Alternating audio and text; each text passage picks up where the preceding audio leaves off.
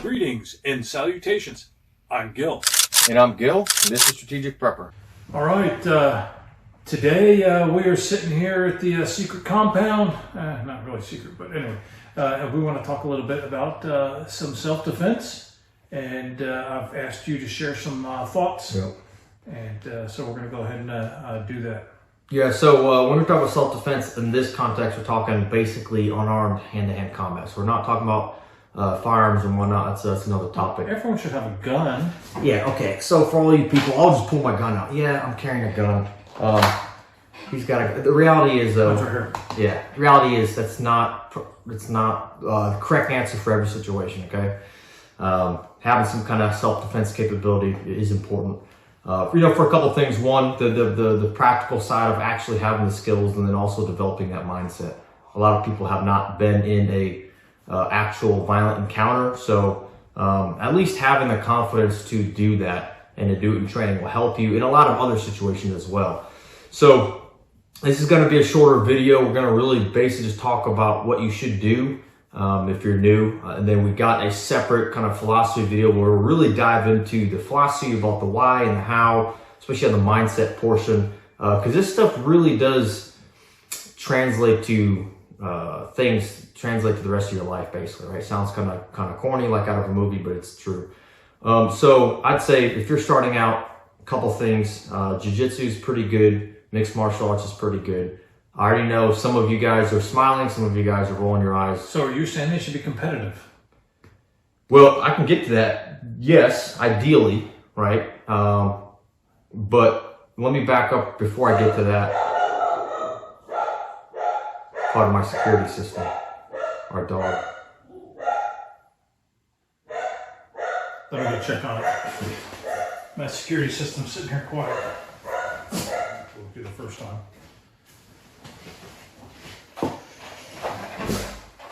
All right, so we're back. We had a splice of video. We had a little incident with the dogs. But we talked about being competitive. So before I get to that, basically jiu-jitsu and mixed martial arts. And some guys will agree. I know some of you guys won't. But here's the reason why.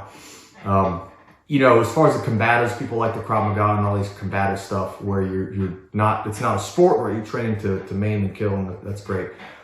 If you've never been in an violent encounter, if you don't actually know how to fight, just a basic level, a lot of that training is lacking because you're not, like I said, you're drilling moves, which is fine, but unless you actually spar people or fight or go quote unquote 100%, it's way different, right? You could drill a move 1,000,000 times, but going live with another person who's trying to also do things to you, it's not the same thing.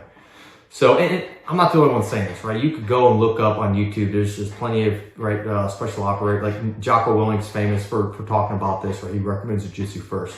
So there's definitely other sources you could look at. But so I'd recommend jiu-jitsu, mixed martial arts. Jiu-jitsu is great for grappling. There's definitely some aspects of sport jiu-jitsu that you would not do in self-defense. That's one of the downsides of it being so popular, but most of it, I'd say, is still pretty applicable. So I know some of you guys don't want to get hit in the face. You're not into all that kind of stuff. So that's why I recommend everyone starts with jiu-jitsu because there's no striking, so you don't have to get hit. I do recommend if you're going to do it, at some point you should compete. Like I said, it's different. Rolling, training, and competing is two different things. The stress and all that kind of stuff, you both going 120%. The mental stress and all that dealing with that is different. So I'd recommend competing. And then also doing some kind of striking, kickboxing. So can I comment back? Yeah. So the nice thing about the jiu-jitsu is, and we talk about building capabilities and having a plan, doing things incrementally, step by step. You don't even have to think about what the long term is on this. You just want to begin to learn some self-defense skills. You may never see yourself doing the kickboxing and the striking and all that, right? But you start out at something like jiu-jitsu, you do the grappling. Once you develop that capability, you may be more comfortable. Your mind may see greater possibilities. Mm-hmm. Don't wait for those possibilities in your mind. Start. Yep. start with the jiu-jitsu, start with some type of grappling, and build those capabilities.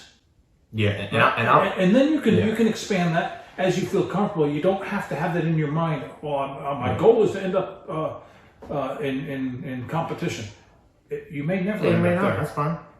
You may intend to not, and then find out, actually, I'm pretty good at this. Yeah, there's a wide range of guys that I train with, for example. There's guys in the 50s, 60s, 70s, guys in great shape, guys that are not in great shape, guys that do this as a hobby twice a week. Like one guy, he literally said, I just do this to get out of the house, right? And it's fun. And you get guys who want to want to compete at the national level. And this is we all train together. The great thing about jiu-jitsu is it's scalable. You could go as light and as you can go as light as you want. You could do a couple times a week. You're just there having fun. You're not really rolling hard. It's a good workout, and then you could also crank it to 11 if you want. And in a lot of fights, people like to grab each other for some reason. You'll go watch street fights on YouTube. People love to grapple. They don't know what they're doing though. So I'd recommend that, especially if you've never been in a fight, having someone on the ground. That just the physical sensation of somebody trying to wrestle with you and all that. If you're not used to it, you don't want the first time you're feeling that to be in an actual fight. Right. So I'd recommend you at least start with that. Everybody could do that. Yes, there are things that you would not do in real. I get that, okay, but it's a good foundation. A lot of that is applicable. And then if you want to bring to the next step, some kind of striking. I recommend MMA for that just because it's got the least amount of rules. It's the most versatile, knees, elbows, all that kind of stuff. It incorporates grappling. One thing I like about mixed martial arts is it incorporates cage work. So basically up against the cage, it's a whole nother system. When your back's against that vertical surface and you're trying to wrestle, it's different. Nobody else does that. So in real life though, there's walls and cars everywhere, okay? But if not, let's say you just enjoy boxing. I like the idea of boxing. That's great too. Understanding how to use your hands is a great skill to have. Maybe you just want to do kickboxing. And even with those, maybe you do grappling, jiu-jitsu, and you just do fitness kickboxing. Again, that's good too. You're learning the skill, right? Even if you never spar with anyone, you never do pad work, I'd recommend at least doing that. If you are of the mindset, hey, listen, I'm in good shape. I want to see how good I can get. I want to push myself. Then I'd recommend, hey, do jiu-jitsu, do mixed martial arts. Also, you do those two things. If you find someone who can teach some wrestling, that'd be good too. If you're really trying to get to your peak performance, I'd say. But yeah, once you get a good foundation of all of that, then you could start doing. For example, I've done Kali before, stick work and knife work and all that. I like it. It's fun to do, but I don't think it's as useful if you don't have a good foundation. So if you want to do combatives, I'd say do the stuff we just mentioned first. Just start your journey, Just the step number one, to start doing it. Once you start doing it, you'll figure out where you want to go later. Yeah. Yeah. That's it. If you have no background in self-defense, just start. Yeah, and whatever you do is going to be better than doing nothing. Even if you can only do it, I can only do an hour a day, twice a week. Hey, that's better than nothing, right? So, or like that one guy, a couple of times a week, just to get out of the house. Yeah, he's better off than the person who does nothing. Yeah, you take him after a year of training. That's one we'll talk about each other too. If you walked up on you a year ago, could you kick your butt from a year ago? For him, oh yeah. Just twice a week, take him from a year ago, it's no contest. So, but yeah, we just kind of wanted to cover that unless you got anything else. No. Okay. We do have that more detailed dive coming up. Yeah, we'll try not to get too deep in all that in this video. It's meant to be real short, just to kind of give an idea of, hey, what do I do? Boom, this is what you do. Right.